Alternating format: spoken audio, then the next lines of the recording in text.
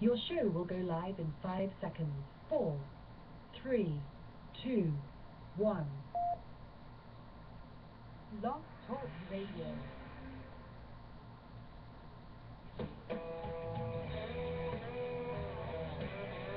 He took an oath to defend the Constitution of the United States of America. By some, he's been called controversial. I'll keep my freedom, I'll keep my guns, try to keep my money and my religion too. Now, keep in mind that some of my guests have been approached by Homeland Security or FBI saying, why are you going on the Clay Douglas show? My message to those guys, if they're listening this morning, is go get a cup of coffee. Maybe you'll learn something. We both took the same oath, to defend the Constitution against all enemies, foreign and domestic. I don't recall there being an expiration date on that. I'm gonna keep my big VA, keep my friends the same, keep the government out of my business, and y'all can keep the change. He is the free American, Clay Douglas. We know what we need, we know who to blame. Catch the Free American Hour, weekdays at 7 a.m. Pacific, 10 a.m. Eastern. I'll keep the USA and y'all can keep the change. For the podcast and more details, visit www.freeamerican.com or catch the podcast by phone by calling 832-999-8621.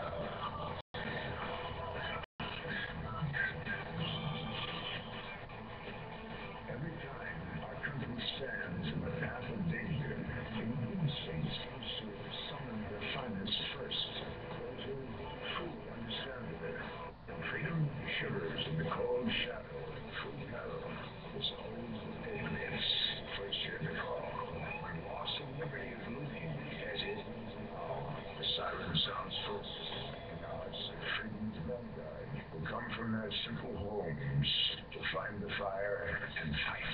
That symbolizes the full measure of human dignity and liberty.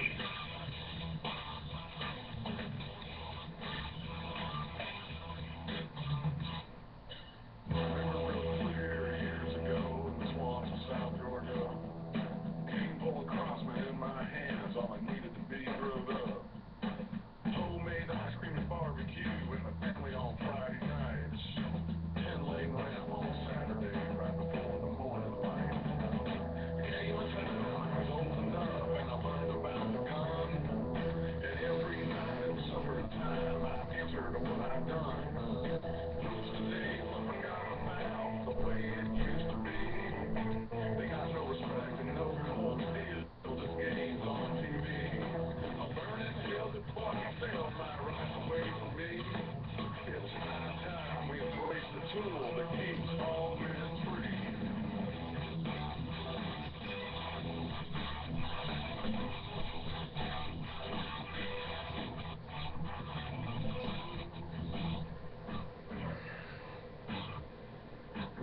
Revolution Radio, this is rising across this great United States, and that means straight from the heart of Texas. It is time for Clayton Douglas, the Free American. Take it away, Clayton.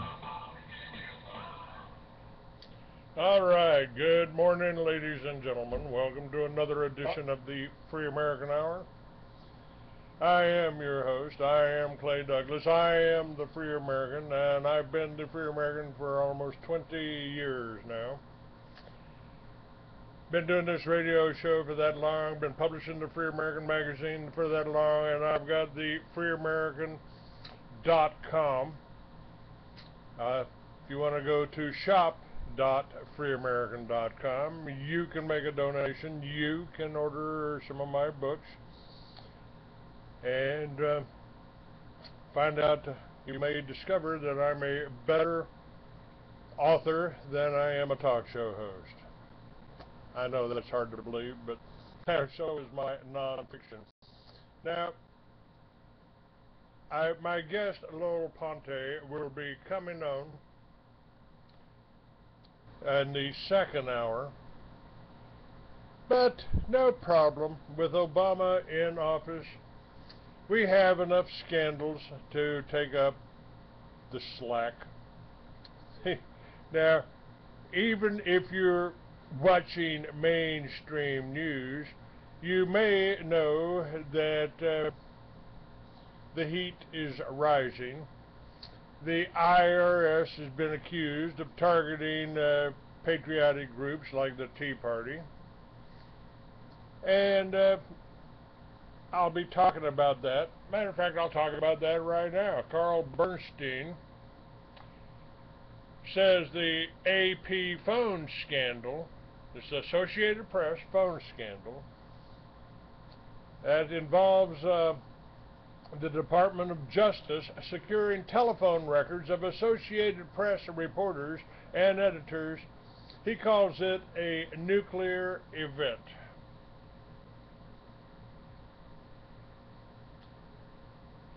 A nuclear event. This is outrageous, Bernstein said on MSNBC's Morning Joe. It's totally inexcusable. This administration has been terrible on this subject from the beginning. The object of it is to intimidate people who talk to reporters. This is an accident waiting to become a nuclear event, and now it's happened. The AP reported late Monday afternoon that the Justice Department secretly obtained 2 months of telephone records of reporters and editors for the Associated Press.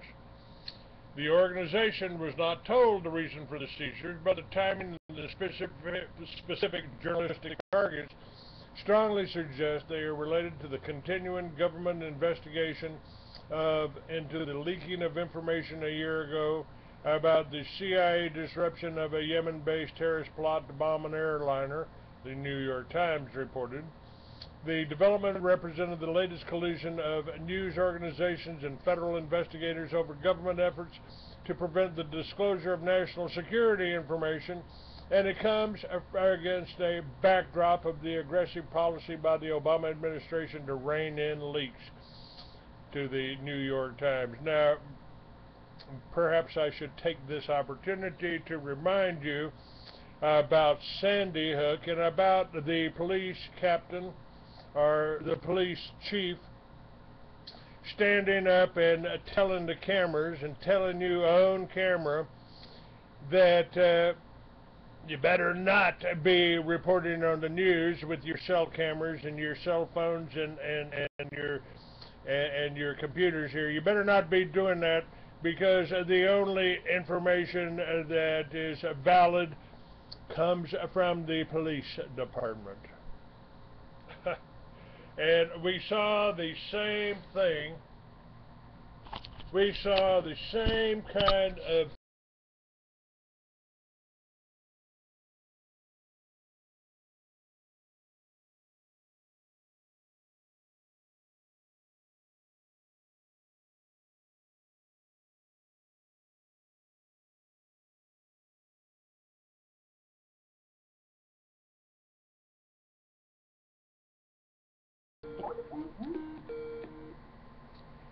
all right. Am I back here, Richard? We lost that. DHS has been really screwing with me today. Can you still hear me here? Yes. All right. Yes, Mr. Douglas, you are back. Okay. DHS, they've dropped me off the chat room 2 or 3 times. It shows all my signals show that everything's working just fine, but that doesn't seem to matter. Now, this was Carl Bernstein. Now, and we can go back. These scandals have been happening since Watergate, but it's really piling up on Obama. Matter of fact, let's see what the international forecaster has to say about that.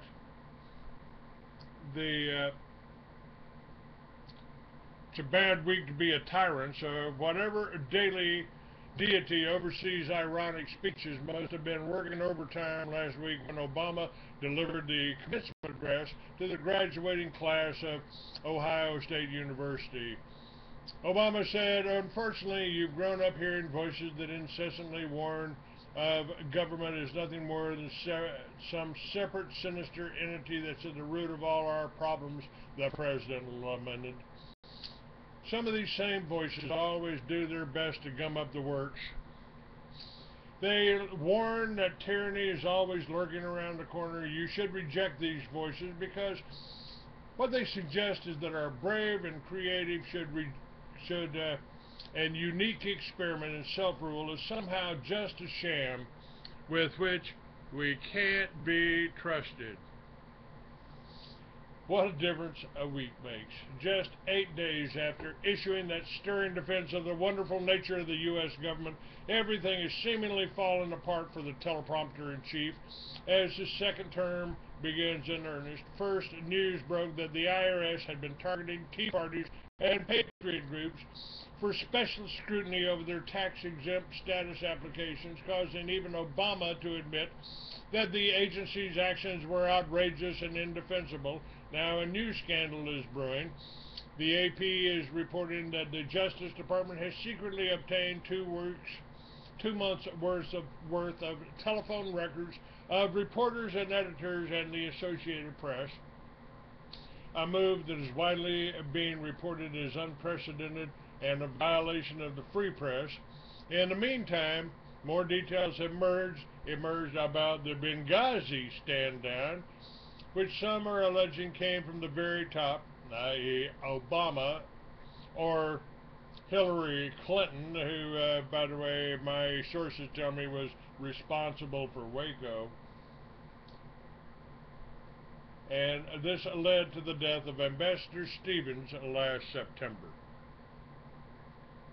Now, as you would expect, these scandals are in progress of being spun off into the petty left-right political feuds that completely miss the point. Reporting on the IRS story to target his political enemies was part of the articles of his impeachment. We're talking about Nixon here. Nixon's use of the IRS to target his political enemies were part of the articles of impeachment. Depending on how high up the chain this IRS story goes, there's a possibility that heads will roll in Washington. Coverage of the AP story is also somewhat off the mark. Apparently now that the government is specifically targeting the communications of journalists, the issue of government surveillance is a big deal. But this should not be surprising to anyone at this point. The government is openly, admittedly, and on the record intercepting, collecting, databasing, and analyzing all of the electronic communications of everyone in the country. This is no longer disputed. So the fact that journalists only seem to be bothered when other journalist communications are being monitored is a bit precious, if predictable. The ins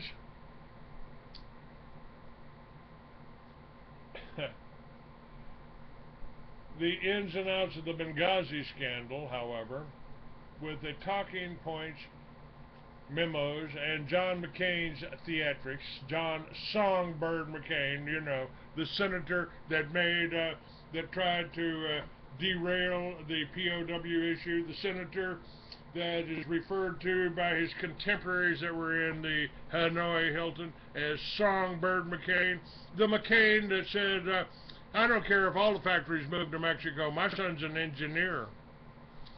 And that was a direct statement to me after I refused to shake his hand in one of the presidential caucuses. Namely, the this whole Benghazi thing. They're using Benghazi as a waypoint. They were using Benghazi as a waypoint for Libyan fighters and weapons headed for Syria, and the U.S. diplomatic mission participation in arming the Syrian terrorists. To this day, this remains the great unexplored part of the entire Benghazi operation, and they're not even approaching and talking about Operation Fast and Furious, where our BATF, you know, the ones that murdered all the children at Waco and all their families at Waco, were caught sending arms to the drug cartels in Mexico that are responsible for the murder of thousands of people. Except the drug cartels, folks, if you get my book, Mystery Babylon, you'll learn that the drug cartels, the Cali cartel, they might have used the special forces to kill the Median cartel. They used Colombians to kill Barry Seal, who was about to roll on them. The drug cartels are the CIA, and they're the Mossad. And that's why you can't talk about Jews, you can't talk about Israel without some squirrel sitting there going, oh, you know, you're anti-Semitic, you're a racist, you're a racist. Yeah, not a racist.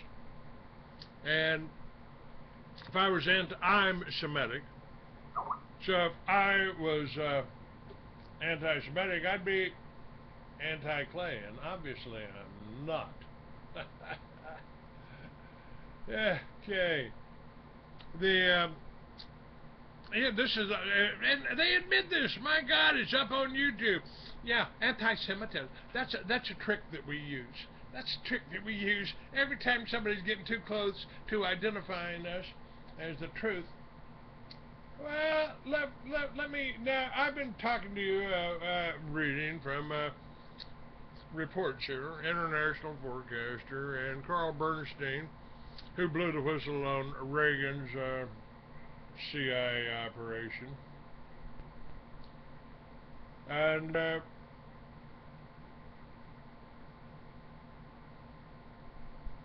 there are more things. Now remember, folks, what they do is they fund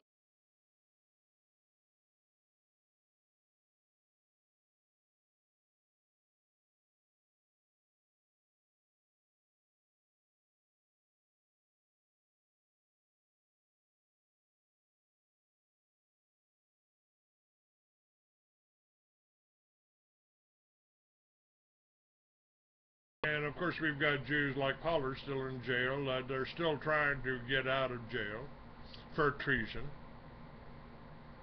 But now we got the Patriot movement.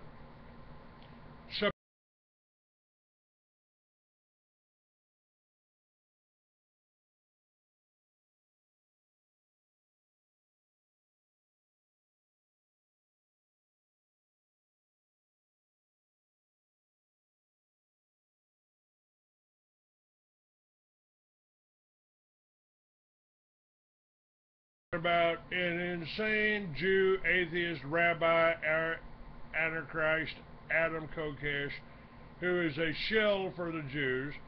And I wondered, why did Adam Kokesh stop talking to me? Well, Jim Stone, who has exposed the Jews, exposed the Kol Nidri, let me allow him to tell you what Adam Kokesh is doing. He said due to the difficulties, you think the AP reporters are being tapped? You think the AP reporters are the focus of this? No, it's people like Jim Stone, like me, and J.B. Campbell. Okay, there we go. Lost it again. Lost it again. Let's see if we come back up. Problem with this call. Trying to get the call back. All right. Did I come back, Richard? Am I back? Yes, you are back. Okay. Whoa. And I was just talking about a patriot. Oh, but it was a Jewish patriot. I see. That's why Homeland Security gets upset with me. because Jim Stone, who blew the whistle, who sat in on a Kol Nidre prayer meeting.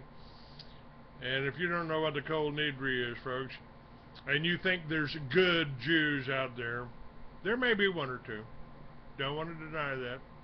I kind of liked Aaron Russo, and I don't necessarily agree with some of the other ones, but Carl Bernstein certainly told you what the World War I was about, what World War II was about. They told you about that. Let me crank up my mini cam here and get that operating so we got something else going on here. He said, Jim Stone again, said, due to the difficulties I'm experiencing with hosting at this time, I'm just going to cut to the chase. Adam Kokesh is a Jew. Jews are famous for faking movements that produce the opposite of what they pretend to ask for. Jews want gun banned and taken out of non-Jewish hands. It's as simple as that. Enter Kokesh. Many of you probably do not know that 31 out of the required 34 state governments are already on board for a constitutional convention, which, if declared, can allow them to lawfully trash the entire Constitution. If you want a gun ban, just throw the Constitution away and replace it with something else, which a constitutional convention would lawfully allow, and it will all be constitutional. All right. Well, they don't like that information getting out, do they?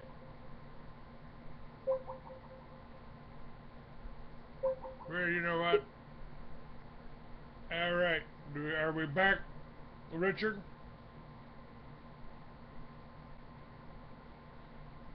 Are we back, Richard?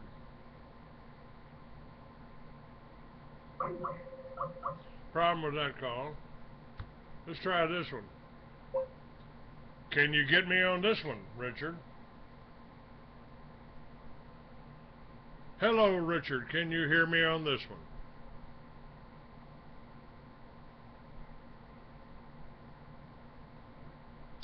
No problem with that one. Boy, we're just having a heck of a time here.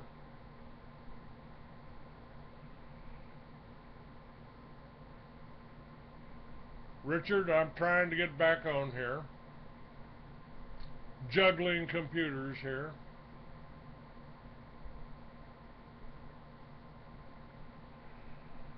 Oh boy.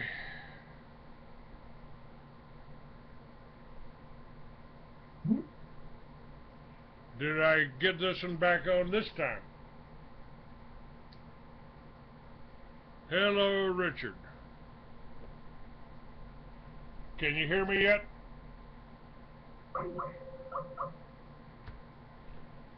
A problem with that call. How about this computer? Is this computer working? Richard?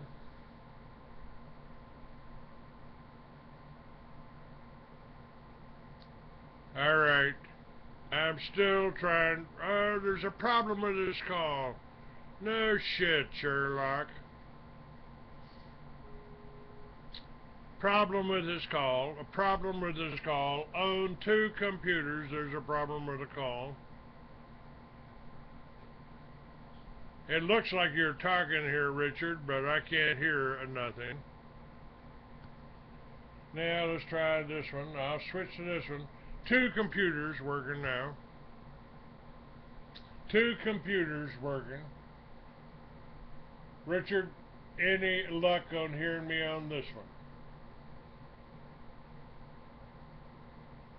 Boy, DHS just didn't like me.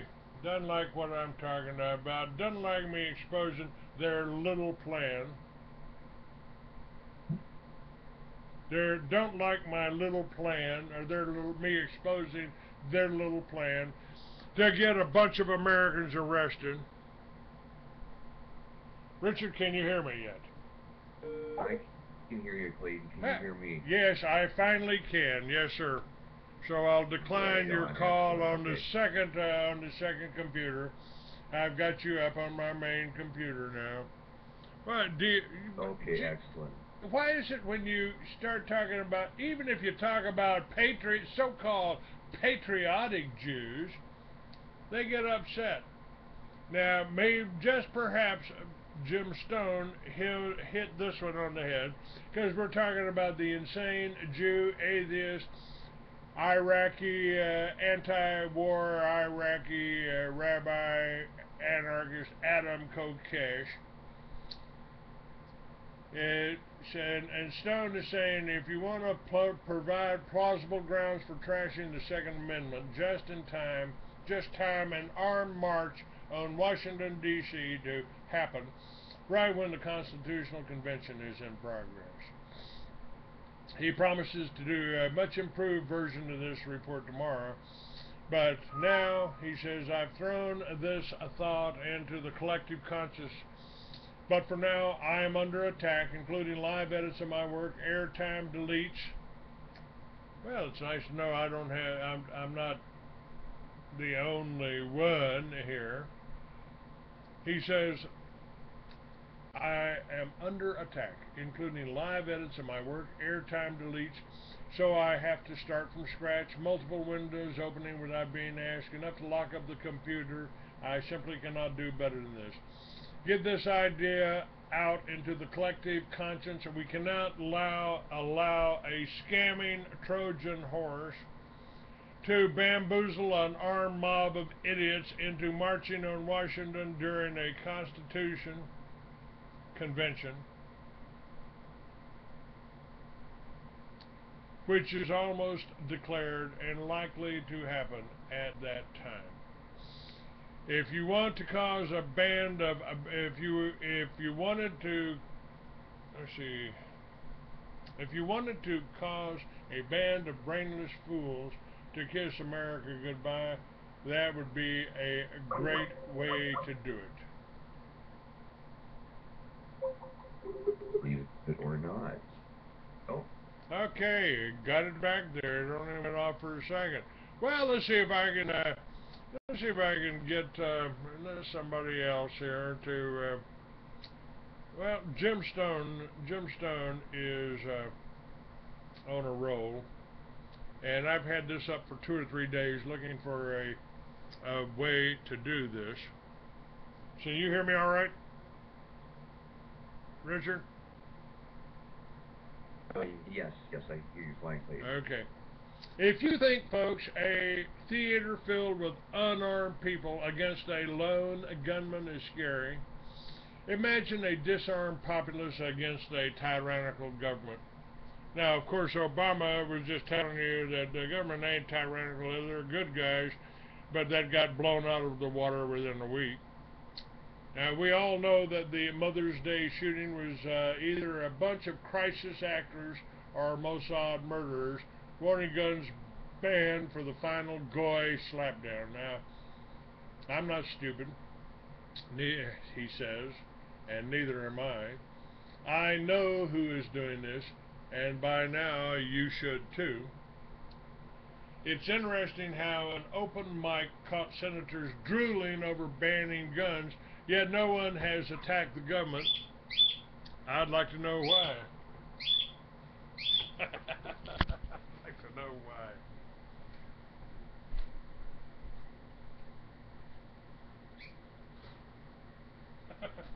Shut up, Bird. Shut up, Bird. Okay, he's covered. If you don't vote, yes, the bird chimes in. If you don't want your own taste of Ukrainian-style Bolshevism, don't give your bullets to cops because they ran out, and target practice is over.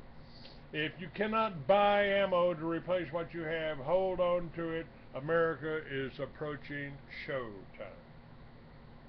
And don't sit around with that neighbor of yours as that neighbor of yours gets hauled away late at night because of a drug bust. A neighbor you never knew was involved in that because he was not. That story will be cover. They are doing this with spot hits of drug dealers, child molesters, terrorists, or whatever else they can say to justify what they are doing by defaming innocent patriots as they get hauled away. Be ready for that lie as part and parcel with any population purge. Bolsheviks backstab the current victim to make the next victim do nothing to prepare in advance. Be ready for the mind play. And folks, I have told you over and over again that that is exactly what Waco was. That is exactly what Sandy Hook was. That is exactly what Columbine is. Drug these people up, drug the veterans, and the drugs they're giving them are written by a doctor. I've known a lot of people that use heroin, that use cocaine, that use methamphetamine, that smoke marijuana. None of them were killers, but give a little Jew kid some Luvox or something like that, and you've got a killer ready to go out. That's what Columbine was, and don't know if that's what Sandy Hook was. Don't know. I suspect that Sandy Hook, they simply used these guys to they used this Lanza to and killed his mother and probably killed him. So the Mossad hit team, probably disguised as cops, or what the Mossad likes to do is use FBI badges. Watch a Bruce Willis film, and he can show you how that works. He can show you how that one works. Just get the dress up the SWAT team, give them a SWAT badge, and let them go in and kill your veterans like they did in Tucson. Now, obviously, if there's any sort of disaster being used to justify taking your guns, they caused the disaster. Just shoot the bastards. Now, Stone says I'm trying to decide what I should focus on next, and since I'm not going to waste my time on the latest psyops, and my mails are still censored, I'm considering posting how Iran's drone control system has been compromised. The globalists cannot take full control of Iran's drones yet, but they do know the frequencies they operate on and will jam all of them, thus rendering them flying bricks at the moment the jammers are activated.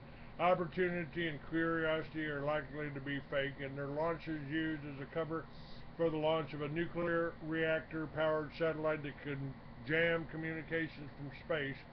In addition to this, there's now a constellation of black satellites with 200-foot dish antennas that are so sensitive they can detect the circuit inside a watch when it beeps, or the local oscillator on a portable radio. Granted, there's a lot of chatter on these frequencies, which makes trying to individually detect these devices a useless pursuit, but the sensitivity is there for other devices that are not so common, and if you think you were flying a drone undetected just because you never caught the enemy with that ability on your soil, remember this particular enemy is now beyond any need to set foot in your country.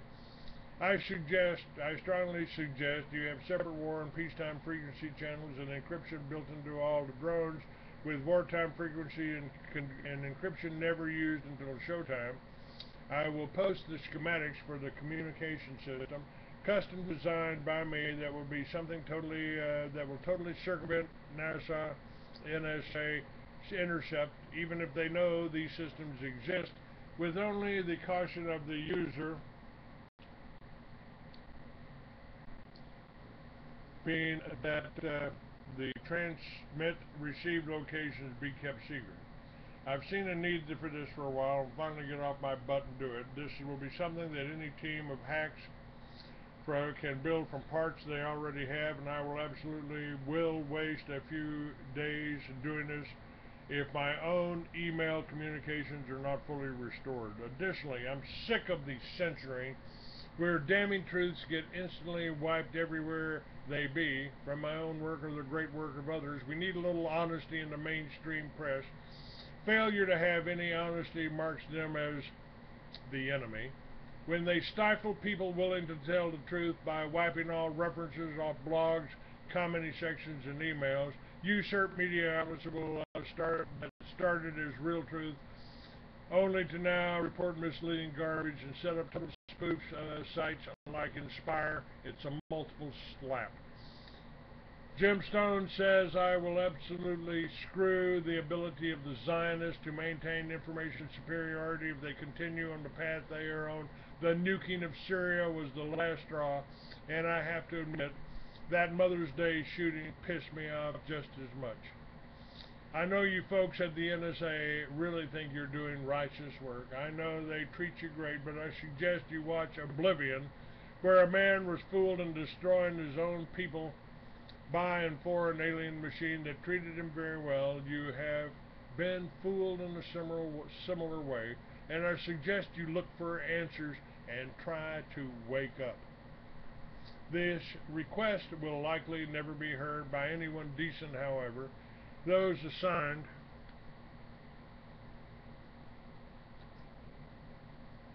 to this website and others will also know Israel nuked Syria and are trying to provide cover with the good people kept in the dark by a compartmentalized clearance.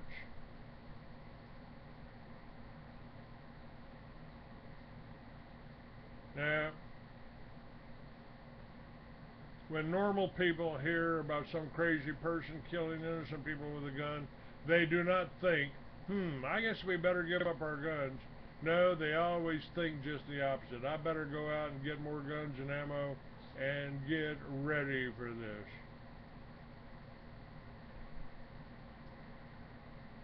this. What does J.B. Campbell have to say about this? Alright. Let's see. Well, that's still recording, and that's still recording. That's a good thing. Folks, I'm going to share J.B. Campbell's words. Now, again, J.B. Campbell and I have been labeled as extremists.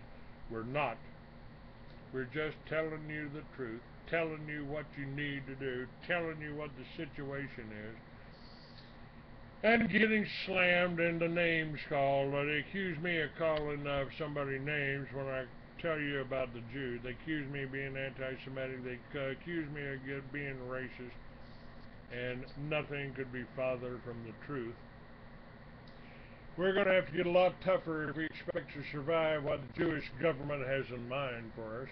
And although my guest the other day didn't agree with it, the Christian Americans today are under attack just as the Christian Russians were under attack almost 100 years ago.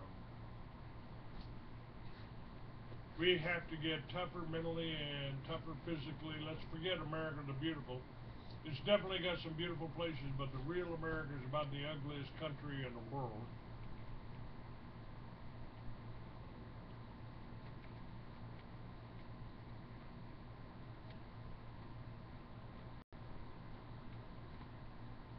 What have I done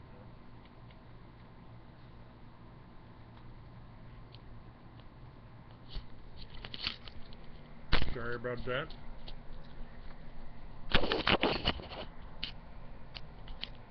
Trying to get my microphone back up here so you can actually hear me. The beautiful places in America now are mostly UN biospheres. To defeat the U.S. government, the American freedom fighter needs to realize how bad America is and always has been. This is not news to American Indians or to Southerners. Our founders were products of the British colonial system, the cruelest industry on earth at that time. The greedy and vicious British mentality produced the extermination of the Indians, and slavery, first white, then African. The two British institutions, extermination and slavery, set America on its destructive and self-destructive path. Even though the revolutionaries fought and defeated the British tyrants, they couldn't divorce themselves from England or from the English method of rule. It was all they knew. They produced a Declaration of Independence, but they couldn't incorporate it into their Masonic Constitution, which was nothing more than a 7-part program for running a central government after only 8 years of no federal government. State government can be tyrannical too, but if there's a choice, move to a different state. Under a federal government, there's eventually no choice but to fight again. Federalism will always lead to fighting if we have the nerve for it. And I don't think you do.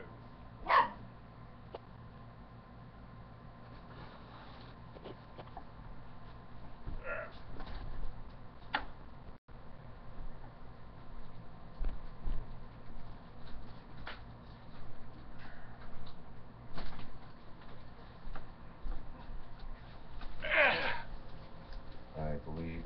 I'm still here. I'm still here. Haven't just had to get up and let the dogs out. Again, federalism will always lead to fighting if we have the nerve for it. The U.S. Constitution was so draconian that a few of the revolutionaries had to demand a Bill of Rights to protect the people from the new constitutional federal government. The Federalists fought adding a Bill of Rights, but finally gave in since their system of central government with its Supreme Court would nullify those rights whenever necessary. For example, the Second Amendment was so poorly crafted from our point of view that it was used to send gun owners to prison more often than not, thanks to a nonsense about a well-regulated militia. The disgrace is that Americans put up with that crap. Couldn't they see that American tyranny would be even worse than British tyranny? The Bill of Rights lasted until the next American tyrant showed up in 1861. He slammed about 250,000 anti-war Yankees into prison for objecting to his sadistic war against Southerners who just wanted to get out from under federal tyranny and greed. The Bill of Rights was a dirty joke. Lincoln destroyed every one of them until he was correctly assassinated. He got exactly what he deserved, according to J.B. Campbell, death, but it should have been by hanging rather than a bullet in the brain. Still, sic semper tyrannius. The gate is not open out there, so they're trapped in that little area right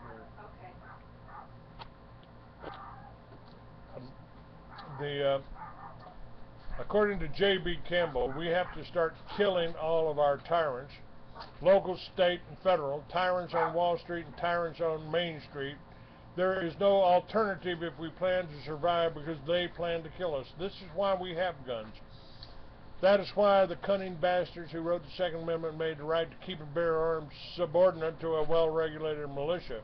They figured to keep the gun owners under control by regulating them in some bogus quasi-federal body.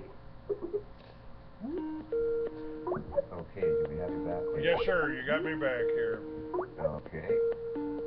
We got about 20 minutes here for my guest brought up. Hopefully we'll be able to stay online at that. Now, you may notice that J.B. Campbell... Will I be calling him, Clayton, or is he Yes, you will be calling him.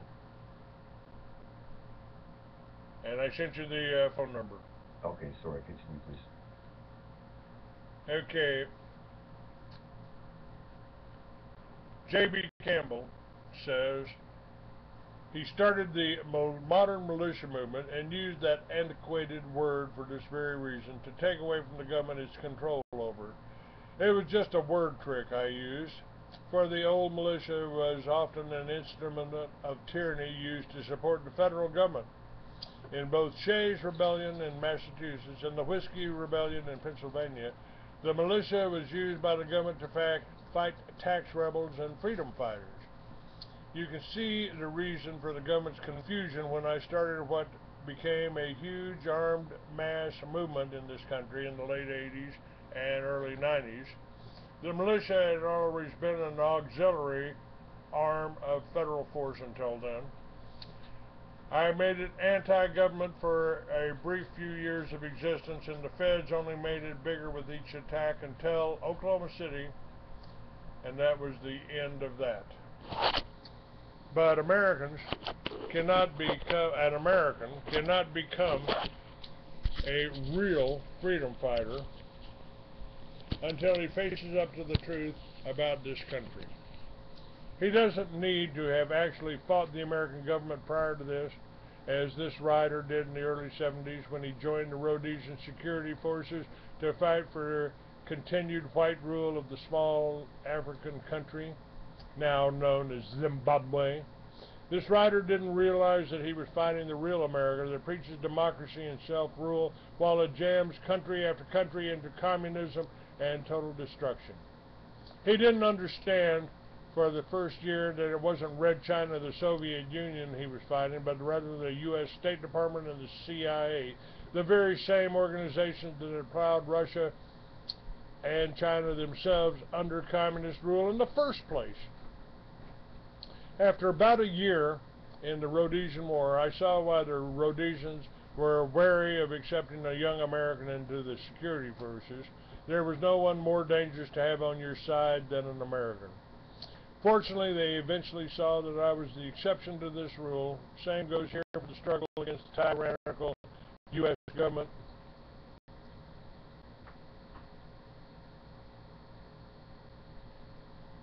Most Americans are no damn good.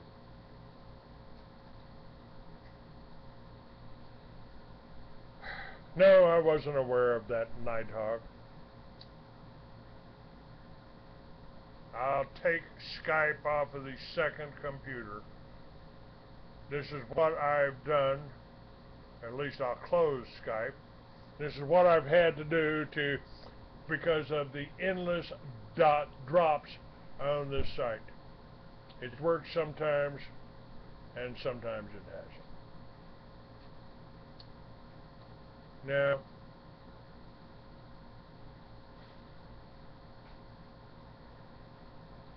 alright. In the early 70s, J.B. Campbell says that he had not become sufficiently aware of our brutal American history. It would be after returning home that he would learn about the American conduct during the Second World War, for example. He had known about Operation Keel Haul and the firebombing of Germans and Japanese cities, but the totality of American evil hadn't totally sunk into his young brain, since, like everyone, he'd been raised in the glorious 50s in the afterglow of our famous victory when Hollywood persisted in glorifying throughout that decade. His father had been a Marine in the First World War and his brother a paratrooper in the Second and the Korean War. How can any young American raised in that perfect American propaganda cauldron of the 50s think any different? American evil was something that the revisionists and freedom fighters such as this writer deal with just about every day. The truth is that Hollywood sometimes slips up and does something it shouldn't, such a slip-up was the movie made in 1952 starring Robert Taylor and Eleanor Parker called Above and Beyond, which he happened to see the other night on the movie TCM. It is the story of Colonel Paul Tibbets, the pilot of the B-29 that dropped the atomic bomb on Hiroshima. Taylor played Tibbets as a cold-blooded asshole, which naturally led to a little Tibbets research, which revealed the movie didn't even come close. I remember rumors since the 50s that Tibbets had been racked with guilt and had contemplated suicide, had lost his mind over what he had done. Total crap. Tibbets was proud, extremely proud of this mass murder. He was looking forward to doing it again. He revealed in an interview with the Jewish war lover Studs Terkel there was a third Jewish hell bomb ready to go at the Wendover, Utah Air Force Base. Curtis LeMay told Tibbets to get it loaded and fly it to Tinian and get ready to drop it. Tibbets got as far as California when, unfortunately for the war lovers, the war was over. How dangerous, this is how dangerous Americans are.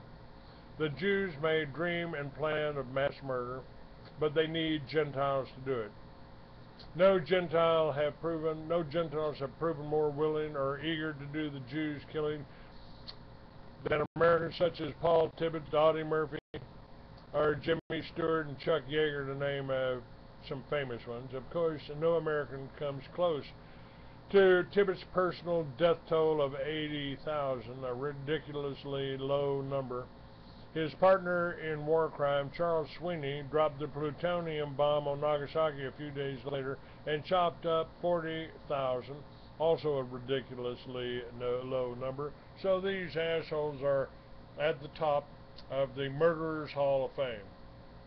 George Patton personally shot a couple of Mexicans down in Chihuahua and was responsible for killing hundreds of thousands of German soldiers, which Ike Eisenhower gave him the chance to do. He didn't do the actual killing, though. Neither did Eisenhower, who gave the orders to exterminate millions of civilians after the war.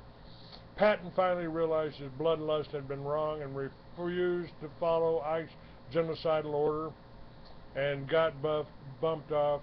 He had it coming. But let's get back to Tibbets, whom we should take the time to study. He came from that typical Yankee cold-bloodedness that enabled Lincoln to do such damage 80 years earlier. Tibbets describes his mother's reaction to Hiroshima after he kisses some Jewish ass. Turkle, what about the bomb? Einstein said the world had changed since the atom was split. Tibbets, that's right, it has changed, and Oppenheimer knew that. Tibbets says Oppenheimer's dead. He did something for the world and people don't understand, and it is a free world. Turkle says, one last thing, when you hear people say let's nuke them, let's nuke these people, what do you think? Tibbets said, oh, I wouldn't hesitate if I had a choice. I'd wipe them out. You're going to kill innocent people at the same time, but we never fought a damn war anywhere in the world where they didn't kill innocent people. If the newspaper would just cut out the shit, you've killed so many civilians. That's their tough luck for being there. Turkle said, by the way, I forgot to say that the Enola Gay was originally called number 82. How did your mother feel about having her name on it? Tibbets said, well, I can only tell you what my dad said. My mother never changed her expression very much about anything, whether it was serious or light. But when she'd get tickled, her stomach would jiggle. Her dad said to me that when the telephone in Miami rang, my mother was quiet at first. Then, when it was announced on the radio, you should have seen the old gal's belly jiggle on that one. So how do you deal with this mentality? J.B. Campbell asked.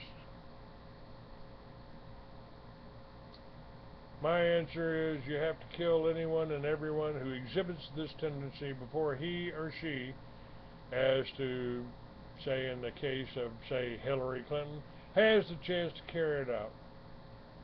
Our history has shown that a lot of American assholes have to be killed. Paul Tibbets was a grade A American asshole with a profound contempt for humanity.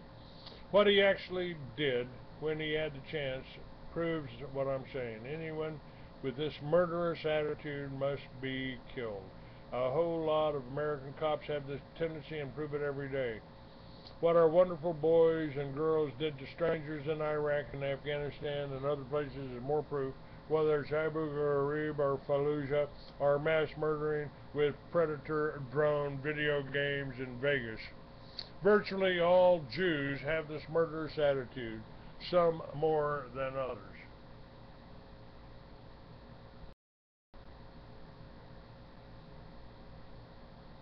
Okay.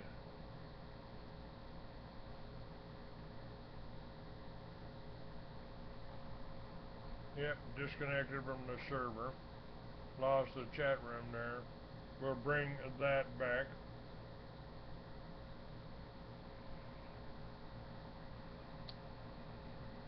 Now, J.B. Campbell, again, let me repeat this, but let me get it up because I saw in the chat room that we had, my pet Jew in the chat room.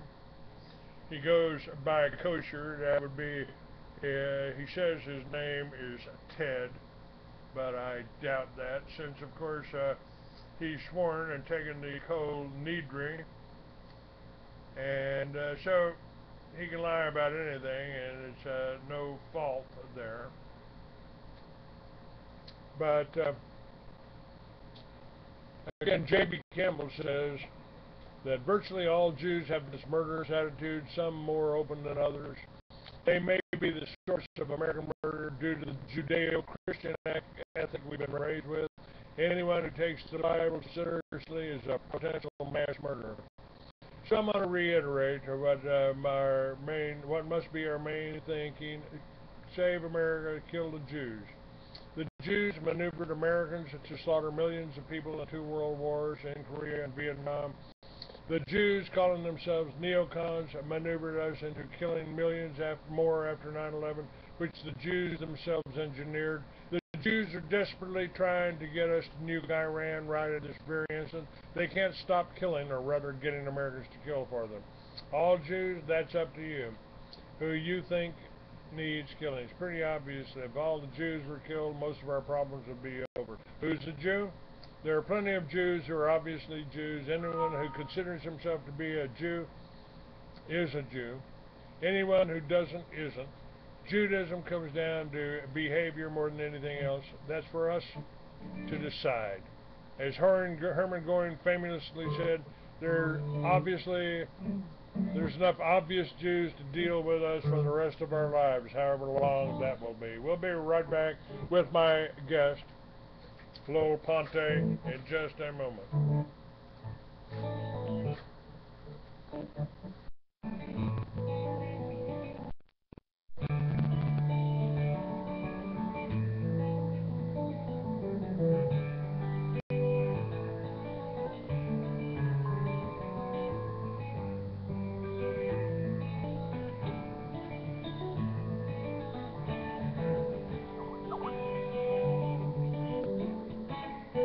Listen to Revolution Radio at freedomslips.com, and we'll be right back after this message.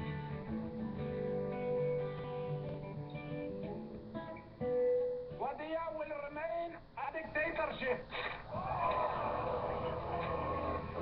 Oh, be quiet. Why are you guys so anti-dictators? Imagine if America was a dictatorship. You could let 1% of the people have all the nation's wealth. You could help your rich friends get richer by cutting their taxes and bailing them out when they gamble and lose. You could ignore the needs of the poor for healthcare and education. Your media would appear free, but would secretly be controlled by one person and his family. You could wiretap phones. You could torture foreign prisoners. You could have rigged elections. You could lie about why you go to war. You could fill your prisons with one particular racial group, and no one would complain. You could use the media to scare into supporting policies that are against their interests. Tune in Monday through Friday, 4 p.m. Eastern Time for Liberation Nation with Deacon John, where America comes to hear the truth. I know this is hard for you Americans to imagine, but please try. Everybody's out of work, or scared of losing their job. The dollar buys a nickel's worth. Banks are going bust. Shopkeepers keep a gun under the counter. Punks are running wild in the streets, and nobody anywhere seems to know what to do, and there's no end to it. We know.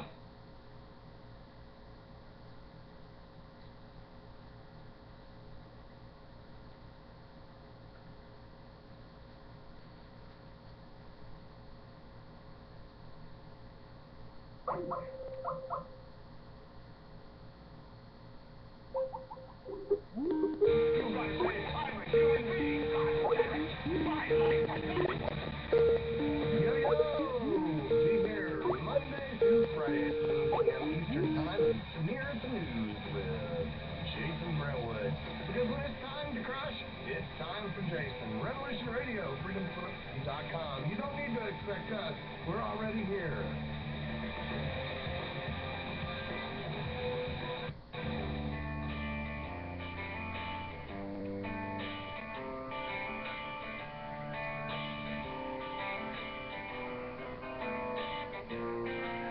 This is Thomas, a.k.a. a Mad Painter. I'd like you to join me Monday nights, 10 p.m. Eastern Standard Time for Open Canvas. Don't forget to bring an open mind. Yes, folks, that's right. Bring an open mind to an open canvas. Again, that is Monday nights, 10 p.m. Eastern. UFOs, government corruption. This is Revolution Radio, freedomslips.com. You don't need to expect us. We're already here.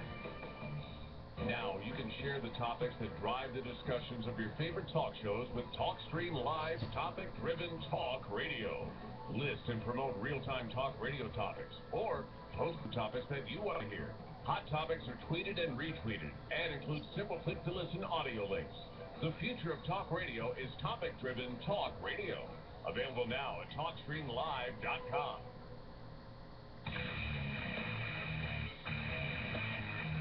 Revolution Radio.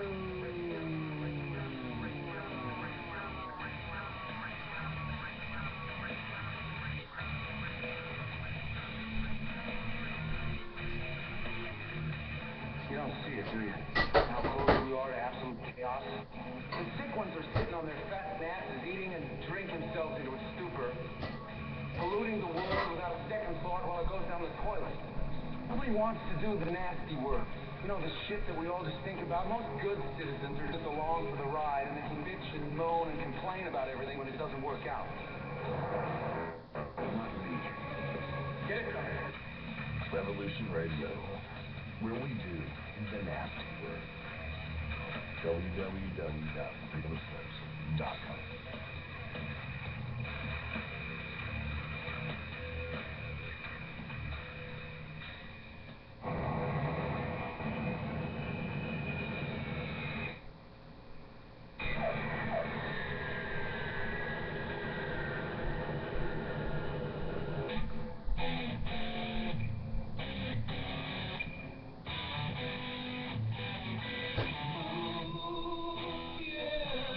The moment you realize you're caught in a dream, the adventure begins. Put your seat backs and tray tables in the upright position as we take a trip in the very fabric of reality. Join me, Andrew Parsons, for Adventures into Reality, Monday, Tuesday, Thursday, Friday, 10 a.m. to 12 noon at Revolution Radio at freedomslips.com, where information never sleeps.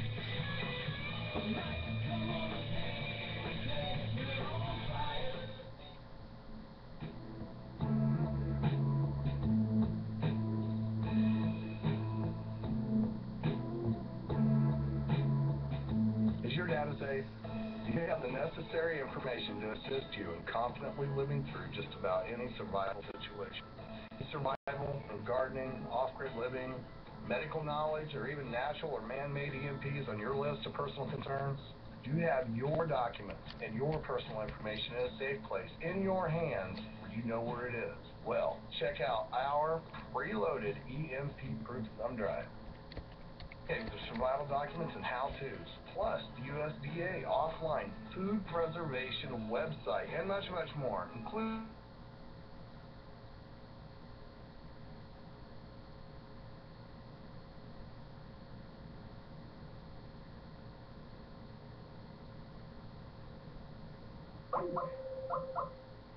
Alright, just lost you.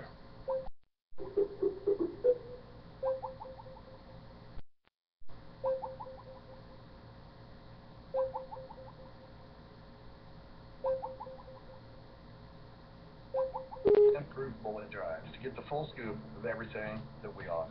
So, folks, keep your data safe for your peace of mind. Revolution Radio, freedomslips.com. You don't need to expect us. We're already here.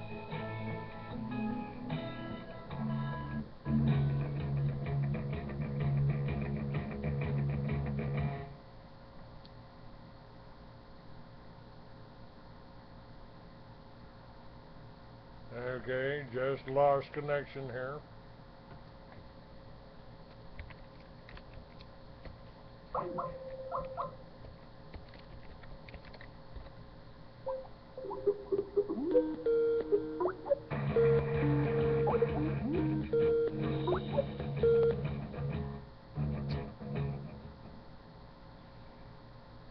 Alright, we're back for our second hour.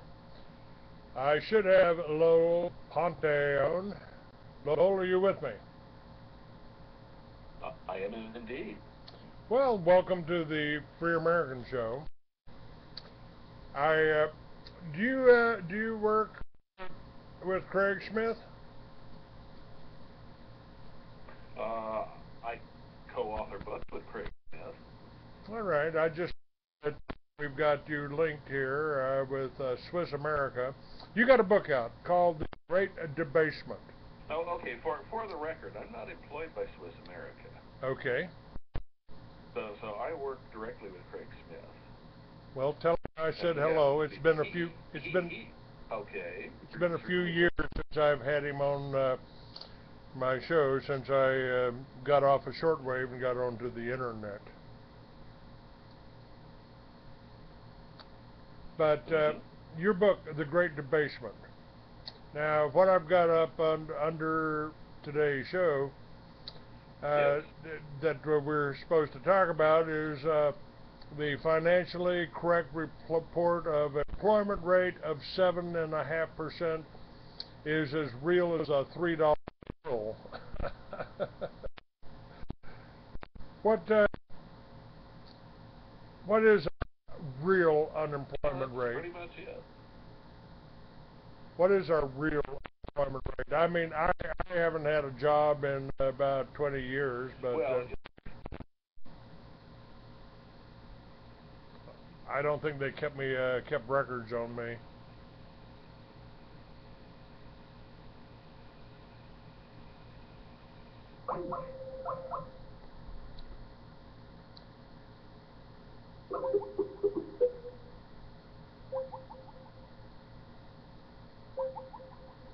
All right, we just lost you there for a second. Kitchen and so on. That's all right.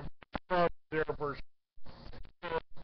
If you don't mind repeating that so I can hear it here. My show is probably targeted, since we've been talking about Benghazi and everything else today, and the IRS and the tapping of reporters' phone calls. I'm perfectly happy to talk about that too. I've been under attack since I probably made a mistake when I referred back in April of 2004 to 9/11 as an exaggerated case of Jewish lightning, and they tried to kill me in on May 20th. They tapped into my phones and arranged an accident that kept me unconscious for 3 months, and that was the last time I was on shortwave radio. Hard to do a radio show when you've been drugged for 3 months, and maybe that's standard treatment for 3 broken ribs. I just don't think so. So the current tapping and the current situation that we're experiencing, the IRS attacking conservative groups and the funneling of liberal groups, it's kind of like old news to me, but it seems to be waking people up a bit around the country, which we could certainly use. But let me hand it over to you, Lowell. Tell me about your book and what we got. To begin with, let's understand if what people are listening to us right now are living with are dollars, the chances are good that you're drugged already. As we documented at length in an earlier book called The Inflation Deception, scientists have studied the effect of inflation on people's brains and have found it's very similar to being on cocaine all the time. The brain will light up in exactly the same way as if you were given one or another of these illicit drugs. And so the whole economy is operating in what Milton Friedman described, the Nobel laureate economist described, as a kind of alcoholic or drug-induced state. We're running on the drug provided by the government and the Federal Reserve of trillions of dollars of easy money. And that is not a casual or trivial comparison. I mean, all kinds of major economists have realized that it's as if the whole economy is running on a drug right now. It happens to be an addictive drug. And because it's addictive, once we're hooked on it, that means 2 things. Number one, they can't just cut it off without plunging the country into withdrawal symptoms. In fact, the next book we will have out later this summer is called The Great Withdrawal. and the risk of that. The other thing is when you're using an addictive drug to run the economy, that means you need ever-increasing doses of it, just as you would of heroin. And so when the Federal Reserve talks about, oh, well, we're going to cut back on all this stimulus money we're printing, we're going to cut back on printing $1.3 trillion worth of money out of thin air every year, they can't. They can't without destroying the economy, or without plunging the country into withdrawal symptoms, without causing economic chaos, because everything has come to depend on that addictive money coming. We now live in a world where the stock market, which used to be a marker of productivity, of people being employed, nowadays the stock market is what might be called a counter-cyclical indicator. That is, it goes up when the economy is bad and it goes down when the economy is good. And the reason for that is that the speculators who basically run the casino on Wall Street respond to only one thing, and that is the news bad enough that the Federal Reserve will have to keep printing vast amounts of stimulus money? That, after all, is what they ultimately make their profits from. We actually have some of the lowest levels of real stock ownership in the history of the country. We have a casino going on in the economy, and we have a carnival going on in the government. In fact, we know it's a carnival because even the government press spokesman is called Jay Carney. He's a classic carnival barker, out saying whatever needs to be said that day, just keep the system running. And so we have this utterly unreal Alice in Wonderland kind of politics and economy. Are they capable of attacking and destroying anyone who disagrees with them or who threatens to reveal the game? Of course they are. As you have experienced, as we now find out from IRS documentation that's beginning to come to light, yes, they've attacked all kinds of people. They attacked the Tea Party. They attacked many conservative movements. They attacked the Koch brothers, apparently. They destroyed the...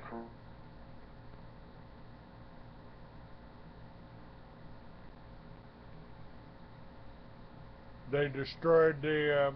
I just lost you there for a second.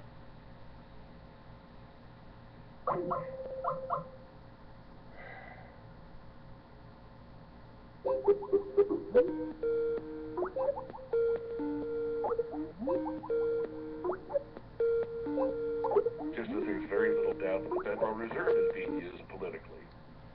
Now, I worked with a presidential candidate in 1996. I was his driver, speechwriter, bodyguard, and friend, Charles Collins. He was the first Republican to sign up for the 1996 campaign, first Republican.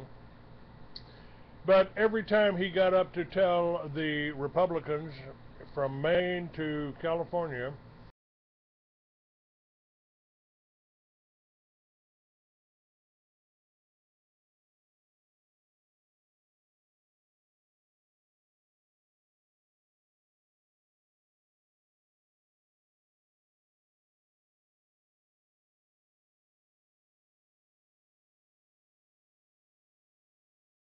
and you know, our founding fathers told us if you ever allow a private bank to issue your money, the banks and the corporations that spring up around them will leave your children homeless in the land that we conquered. I feel that the banksters, as I call them, have started every war. They funded both sides. That's the way they always do. They love the war because they can make weapons. We kill a few million innocent people, and then we can send over the other corporations like Brown and Root to rebuild the infrastructure that we destroyed. All and at the same time, the one incident that really stands out in my mind, and I want your input on this, as George Bush was walking out that revolving door of the White House, he handed $2 trillion to the very people that printed the money, that make the interest off of all the money. We've got $2 trillion he handed to the bankers. If they had given that to the people like Iceland did and arrested the bankers, we could have paid off every mortgage in America, and we might have turned around and gave it back to the bankers, but we would have owned our homes. That didn't happen. Now I have a real problem with that. Well, this is why Andrew Jackson killed bank. Tried to kill the bank. Well, you're absolutely right in the quote from Thomas Jefferson. Thomas Jefferson, James Madison, the whole Virginia dynasty of presidents was very suspicious of the idea of a national bank because they saw what it had done in Europe. They saw how the Europeans were in fact trying to take over any incipient national bank here. This is why President Andrew Jackson opposed a national bank and largely kept us from having one until the tragic year 100 years ago of 1913. The progressives officially took over our government under Woodrow Wilson in the election of 1912, and within a year they had given us several frightening things, two of the most frightening of which were the Federal Reserve, whose very charter is to, quote, furnish an elastic currency, close quote, to begin replacing that nasty old solid gold-backed currency that the politicians were not free to print all they wanted of. And of course the other thing given to us in 1913, exactly 100 years ago, the income tax. The income tax, by the way, that was sold to the people then, as new taxes are sold now, by saying, oh, don't worry about this tax, it'll affect only the rich. It won't hit you. Well, many people out there listening to us right now are in fact hit by the income tax. So that's how they sell taxes in this country. They sold the Federal Reserve and the income tax together because they needed to work together. There is a little trick under modern monetary theory that needs to be understood, and that is when you take away a real currency from people, that is a currency backed by gold, a gold standard currency, and you want to give them paper money instead, it's well understood by governments the way you do that. And that is, you imposed a new, crushing, heavy tax like the income tax on people, and then you say, oh, and by the way, this tax can only be paid in the new currency. You have to pay it in Federal Reserve notes. You can't pay it in gold-backed currency because we're in the process of doing away with gold-backed currency, as basically Franklin Roosevelt did in 1933. And as Richard Nixon finished doing with the last thin vestige of the gold standard here in 1971. That's why, by the way, today's dollar, the U.S. dollar, the Federal Reserve note, has only about 1.5 pennies of the purchasing power of a 1913 dollar, back when we had real money. Today's currency it basically reflects the fact that the government and Federal Reserve have stolen from you and me. We calculate $222 trillion of labor value.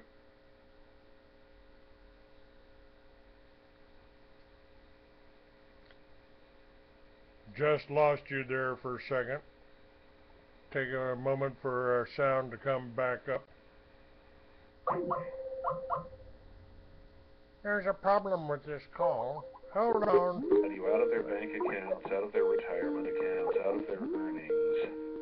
And so for the last 30 to 40 years, the average American worker, even if you still have a job, you're not earning any more than you were 40 years ago in terms of purchasing power. Basically, your income has been frozen. And inflation is that's your hidden tax. But right. $2 trillion, and over 1 million Americans lost their homes after we bailed out the banks because they were too big to fail. What is happening now in America? I mean, I've told people for Yeah, years. and by the way, those banks that we called, well, to begin with, the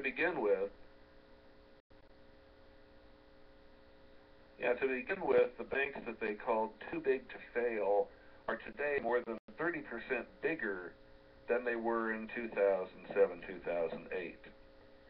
So what the government has done to assist the Federal Reserve is they've imposed much heavier regulation on the small banks, the local, the community, the private banks around America. That has put a lot of little banks out of business, but oddly enough, we haven't put the big banks out of business. And as a result, the big banks control an even larger share of the total banking in America than they did before. Friend,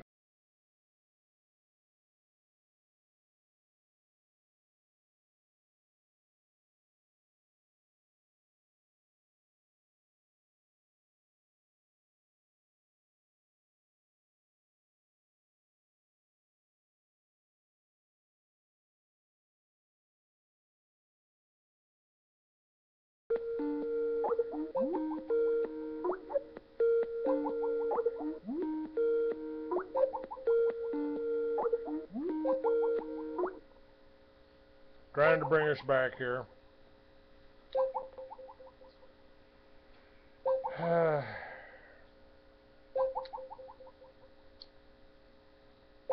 Trying to restore the call here. We will run to 12 books. There we go. We are now on the third of those books, called The Great Debasement, the 100-year dying of the dollar and how to get America's money back. And we're basically trying to arm people with information just as a way of restoring the American Revolution here, restoring the Republic as best we can. This is our little mission from God, like the Blues Brothers.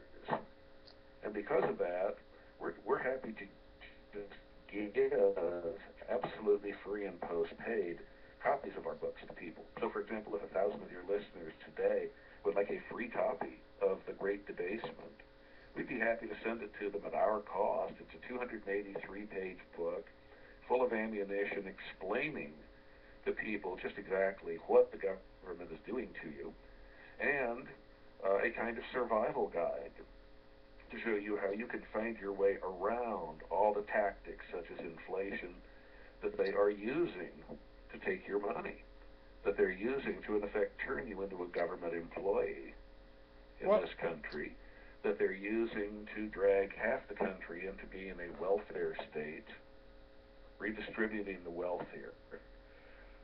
Meanwhile, diverting a good deal of that wealth into all kinds of international concerns, including banks and multinational corporations. We have so there are ways to fight this. There under are ways foreign to aid. You have to know what's being done to you. Under foreign aid, we give foreign aid to almost every country in the world, including Red China and Israel and even Russia. We give foreign aid to those. That's just people that are taking the American people's money and using it to support anybody that goes along with central banks. Anybody that doesn't have a central bank, like Libya, like Venezuela, like Iran, are obviously targets. Is that that? Well, one of the things people don't appreciate is the Federal Reserve, which is, in a sense, the world bank because the U.S. dollar is the world's reserve currency.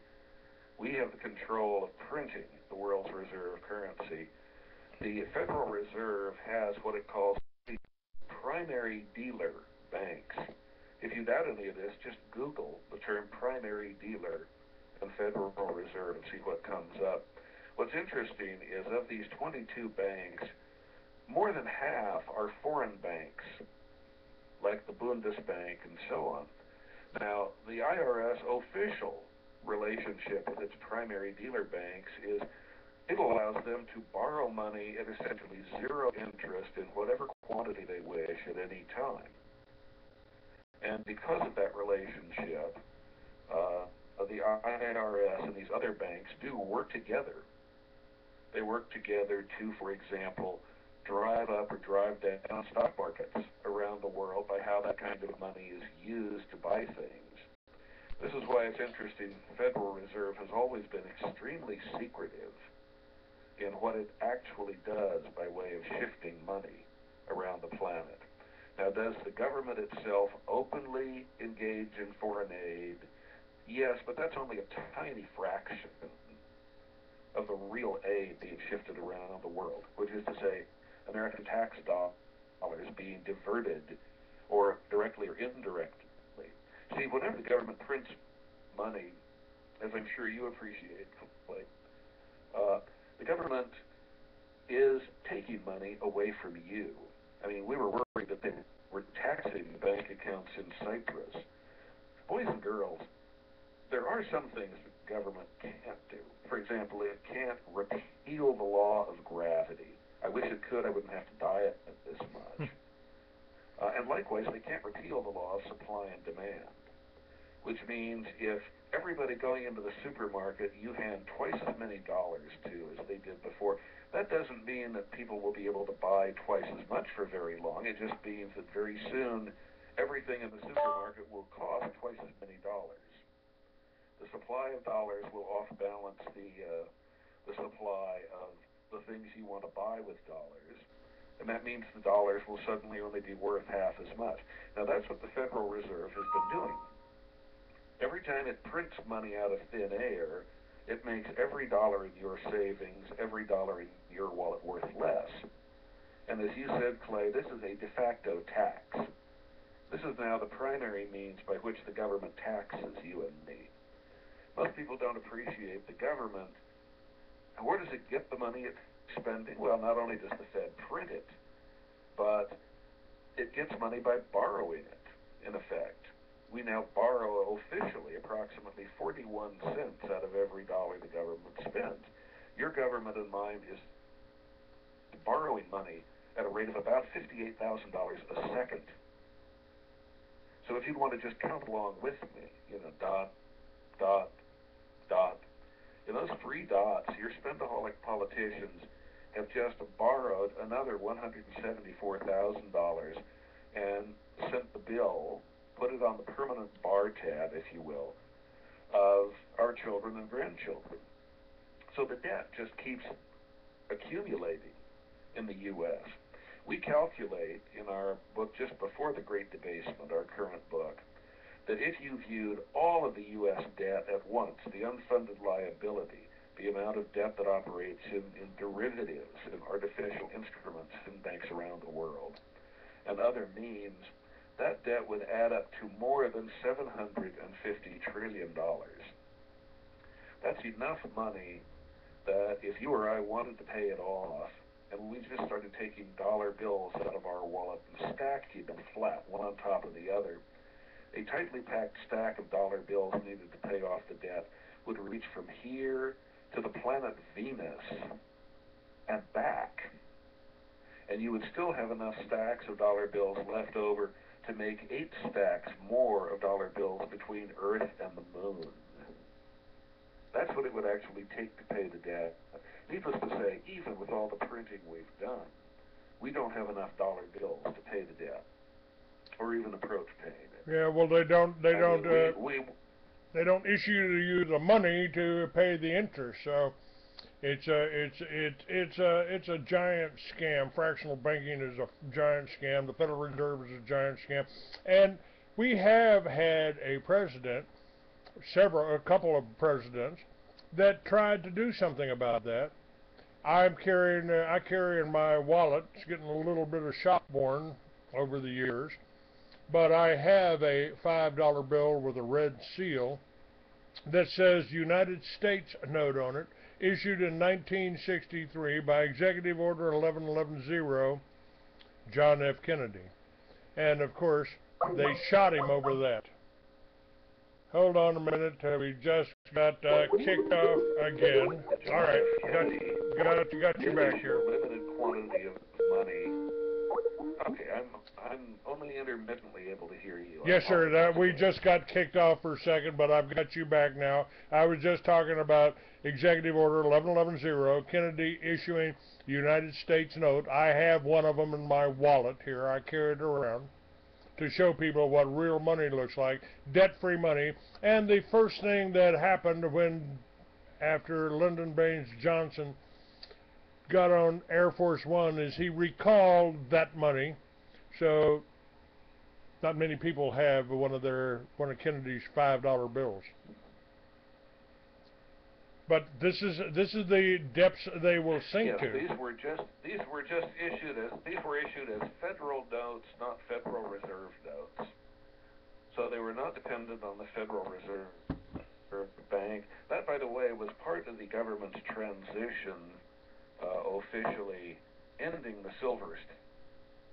Even though Franklin Roosevelt ended the link between the dollar and gold, up until the mid-1960s, you still had silver certificates.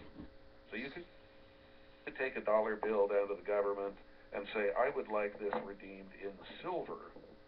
And they would, that of course was ended because we had printed so much money that people looked around and realized our silver reserves would be drained completely if we redeemed the amount of paper money the government had printed and the Fed had printed for silver. And so they cut off the silver convertibility. Then Nixon, a few years later, cut off the gold convertibility. Since then, as you know, a Federal Reserve note has no intrinsic value whatsoever. It is a faith-based currency that is only worth what people are willing to accept it for. There's no government office you can go to and say, I would like $1 worth of anything solid in exchange for the paper currency we use today. The only real value it has is that it is legal tender, meaning it has printed on it the words, this note is acceptable as payment, or must be accepted as payment for all debts, public and private, particularly public, which means you can pay your taxes with it. Ironically, when President Abraham Lincoln created the first pure fiat money, or unbacked paper money, in the country during the war between the states, these were called greenbacks, and a greenback is not a synonym for a dollar. A greenback was a particular currency that Lincoln created for the war, used it to pay the troops, but ironically the government itself would not accept its own greenback currency as payment for certain taxes, such as tariffs and imposts. The taxes still had to be paid in gold, but the government paid its conscripts, its soldiers forced to fight, in pure fiat money that was not really necessarily worth anything. Well, that Lincoln was assassinated too Lincoln was assassinated for issuing. We got you? I still got you? You can hear me, Lowell? Can you hear me, Lowell? Yeah. Okay. All right. But my internet keeps going down one side or the other. Yes. I don't think DHS likes this conversation, but they don't like any of my conversations. Now your book. Let's repeat that. Your book. You'll give it away to anybody that writes in, anybody that listens to it on the show, that hears the show, and we got a few thousand people here. Now, what solutions do we have? I mean, if a president tries to bug this, like Lincoln, like Kennedy, like Jackson, and they tried to assassinate Jackson, but God was watching out for him, and of course we just got disconnected again. All right, got you back here. Got you back. Lincoln, Kennedy. Okay, well, while we're back, let me give people a toll-free number so they can get the book. This will not cost you a penny. We'll pay for the book. We'll pay for the postage. We'll pay for the phone call. The toll-free number is 800-630-4637. 1494. That's 800-630-1494. It's a little like Columbus, as I like to say, but it isn't quite 1492. It's 800-630-1494. Just leave your name and number. We'll get back to you. We'll find out what your address is, what form you would like the book in, and we'll be able to send a copy out to you completely at our expense. How do we do this? We do this because my co-author, Craig R. Smith, is a very successful businessman. He has earned money at the level of a Mitt Romney. He doesn't need to make money by selling the book. But he did look around one day after he retired at about age 45 and said, my God, the country's going to hell in a handbasket for my children and grandchildren. We have to do something to bring back the Constitution, to bring back the Republic. And so this series of books we're doing is designed to help, fight for your freedom and to save your money and to keep you from being co-opted into living your life as a de facto government employee, as someone who's just living to fund the government. This is not what the founders intended. This is not how they set up the economy. You were absolutely right earlier quoting Thomas Jefferson as one of many founders who had a great distrust for centralized banking. And there are ways to go around it. There are ways to resist being a victim of it. And this book explains how you can protect yourself, and most of all, just arms people with an understanding.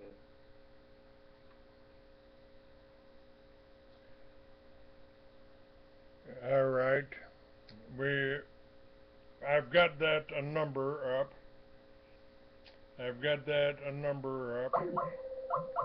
Now we're just trying to reconnect.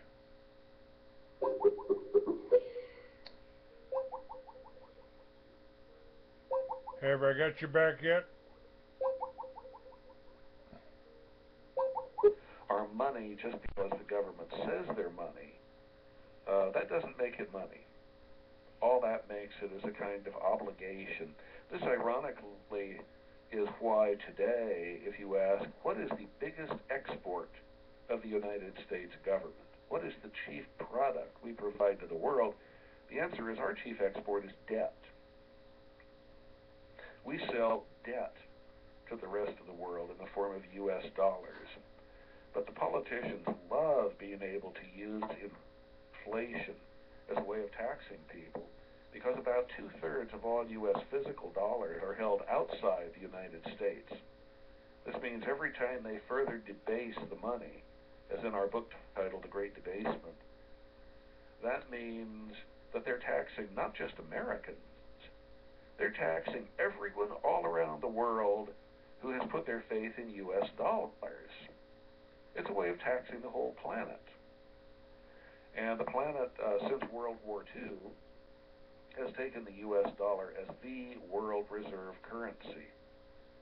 Well, that means if somebody in Portugal wants to buy a barrel of oil from Saudi Arabia, the transaction actually is carried out in dollars, even though neither country uses the U.S. dollar as its. That is a tremendous power in the hands of the United States government. The fact that everybody has money in all kinds of major transactions, because we're the ones who can print that money. We're the ones who can spin it up out of thin air. But the danger now, of course, is that more and more countries are refusing or are reluctant to rely on the U.S.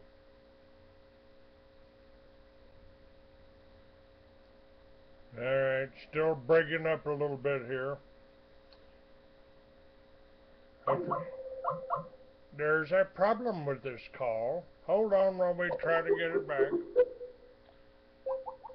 All right. We're trying to get it back here. Lowell Ponte is my guest today. And we got a phone number here. With no real value of any kind behind them. All right. The internet keeps going down. I apologize that on my end, all I'm able to hear is little broken fragments of words. Well, the whole thing just went down here for a couple of minutes. It goes back down and then it comes back up, Lowell. And it only seems to do it when during my show here. My apologies. Department of Homeland Security must be working overtime.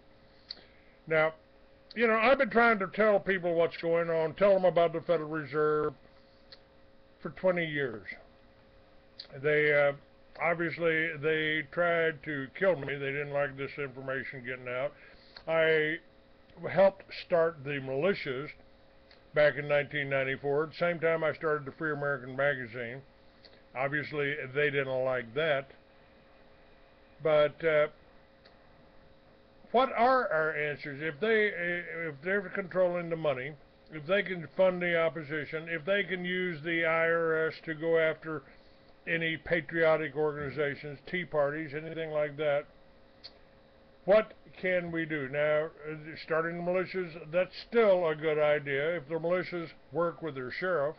If the sheriffs work with people like Richard Mack, who has started the Constitution.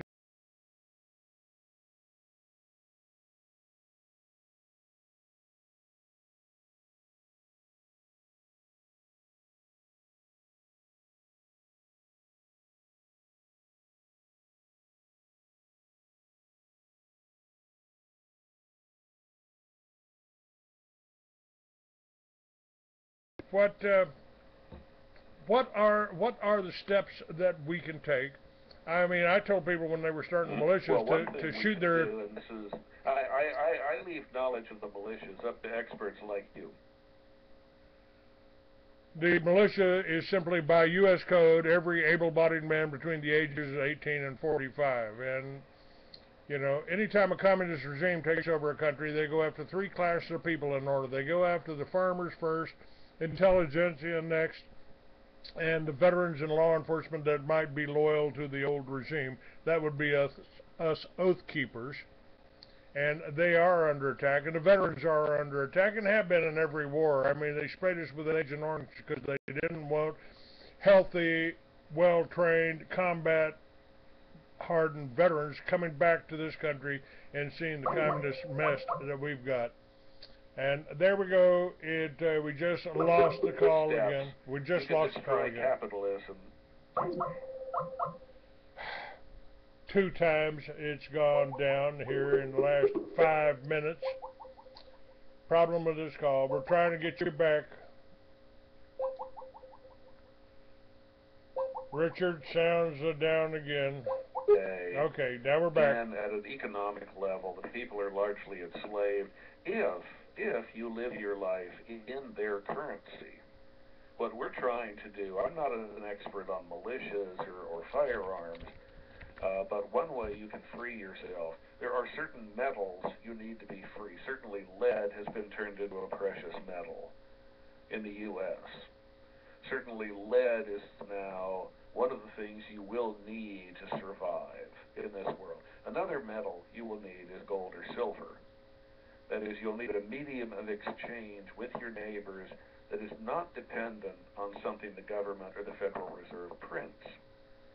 Why they hate gold, of course, why they began doing away with it, undercutting the base for it back in 1913, 100 years ago, it unpolitically, depoliticized money that they couldn't control with a printing press, that they couldn't manufacture out of thin air. Gold represented something that's been money for 5,000 years. It is the biblical standard of money. And accordingly, while the government certainly is not going to volunteer to go over to a gold standard because that would take away power from the politicians, that doesn't prevent you from initiating a gold standard in your own life.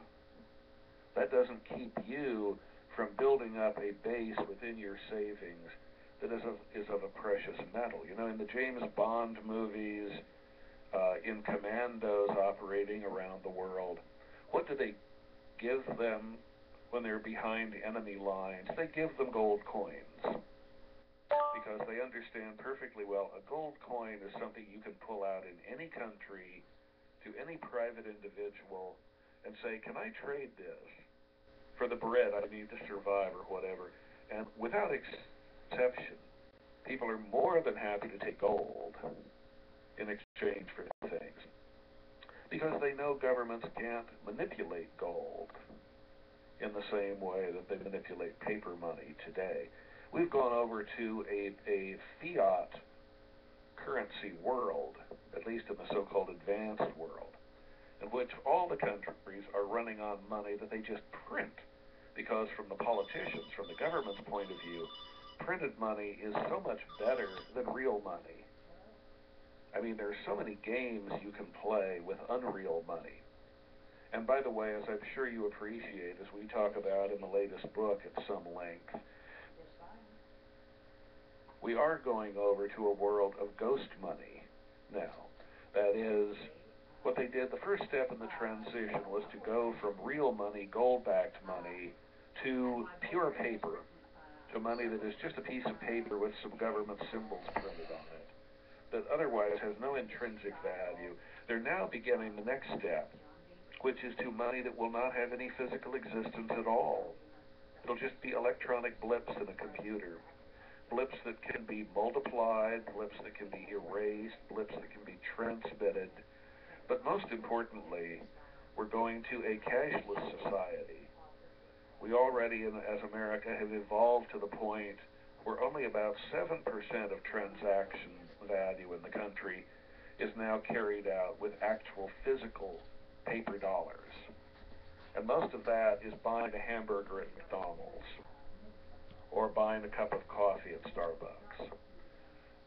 In Sweden, they've already reduced use of cash in the society, which is to say physical money, even if it's only fiat money, to about 3% of transactions.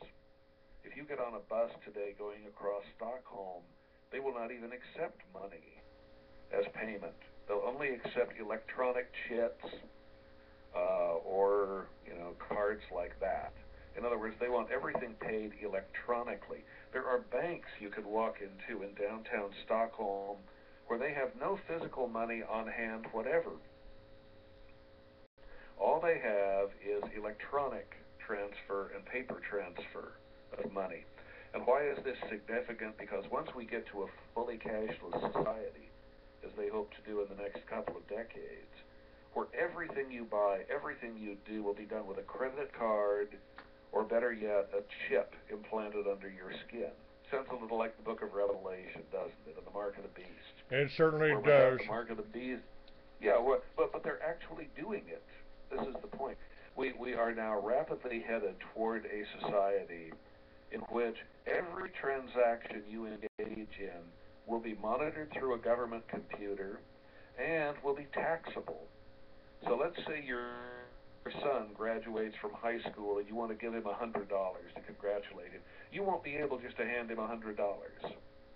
You will have to make an electronic transfer through a government-based computer, and that computer will impose a 20% tax on every transaction.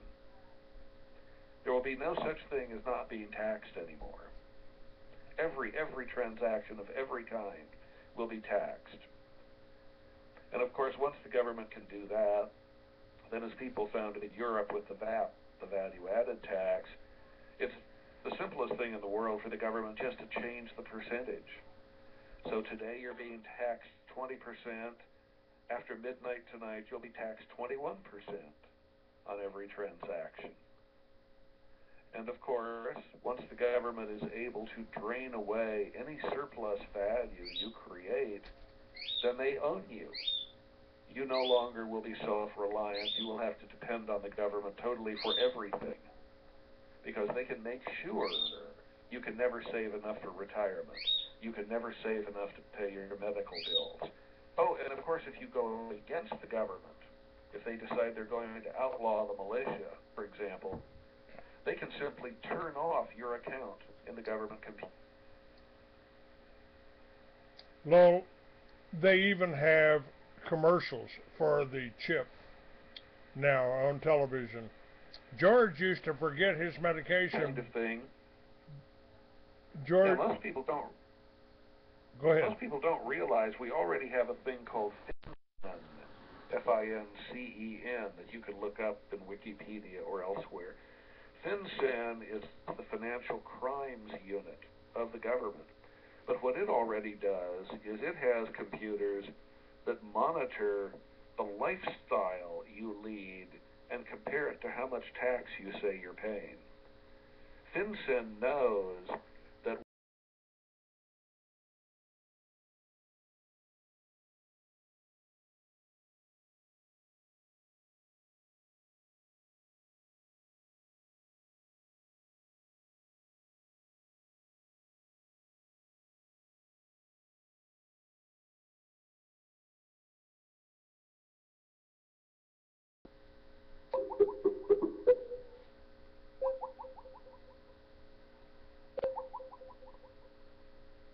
and soon the government is going to go full bore to a thing called imputed income.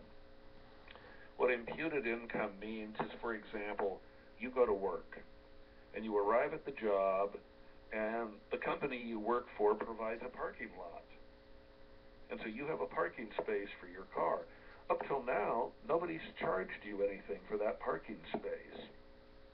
But now, the IRS computers, or in the very near future, the IRS computers are going to look at your parking space and say, you know, if he had to pay for that parking space, he would have to pay $127 a month.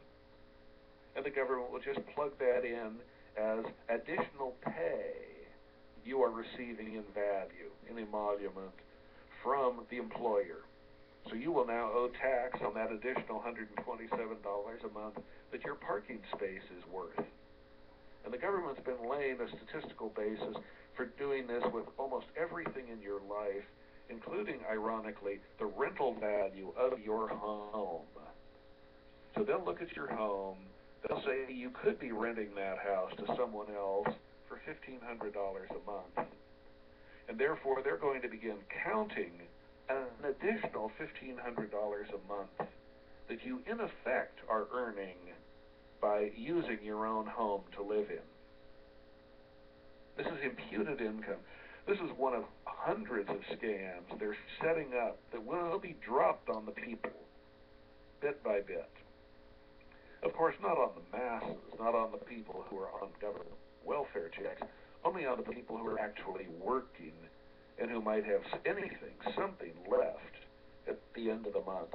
The government already has laid out a base for taking away all of that from you piece by piece, so that we will all, in effect, become owned by the government. That Aaron Russo put out on YouTube a video after doing From Freedom to Fascism. He said that Nicholas Rockefeller told him that the goal was to chip everybody, and if you don't go along with what the government wants, they'll just turn off the chip. I mean, for 2,000 years we've been asking, what could they mean by the mark of the beast? You won't be able to buy or sell without it. And now we've got commercials. George used to forget his medication, but now we got this little chip. And now that'll tell the doctor what he's taking, what's wrong with him, where he's at, and how much money's in his bank account. And of course, Aaron Russo is now dead after revealing that.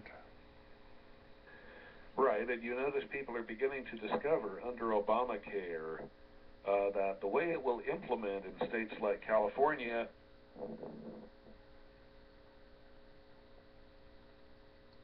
dead under some questionable circumstances. By the way, as you've probably guessed, Clay, like Aaron Russo, I'm a libertarian.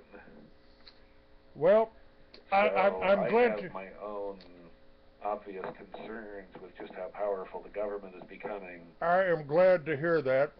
The one person that should have been president, you probably never, again, people didn't know about Gary Johnson running for president of the Libertarian Party. And my statement to Obama is tear down that wall that you're building between us and Mexico, replace it with tables, and abolish all the laws against victimless crimes here in this country, because as Ayn Rand said, government has no control over honest citizens, so they got to make criminals out of us. And that's what the drug laws are about. I did time in a Texas prison 45 years ago for possession of marijuana, back when it was 99 years potential sentence. And I wrote books in there that will be, hopefully I'll be able to get them out this year, about what would happen if we abolished all the laws against victimless crimes, tear down that wall between Mexico, put up tables, let people come up and lay the cocaine, lay the methamphetamine, lay the marijuana, lay the heroin on the table, let Americans buy it. If they want to kill themselves with heroin or whatever, let them go over in that corner and do it, rather than put them in prisons and charge the taxpayers $50,000 a year to keep somebody in prison for something he put up in his nose or had in his pocket.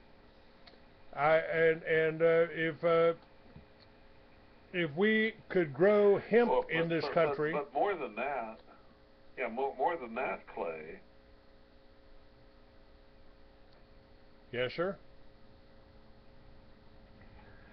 Well, what fascinates me about the drug laws is when you talk about marijuana, even when you talk about heroin, you're talking about people simply consuming something that grows naturally out in the field. Yes, sir.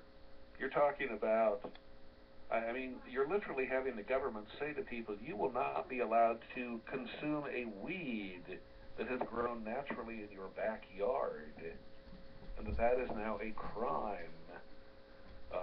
Once again, the government puts itself in the place of God, doesn't it? I mean, in the Bible, God said, yes, you are not to consume of this one tree in the garden, but you can consume the fruit of everything else.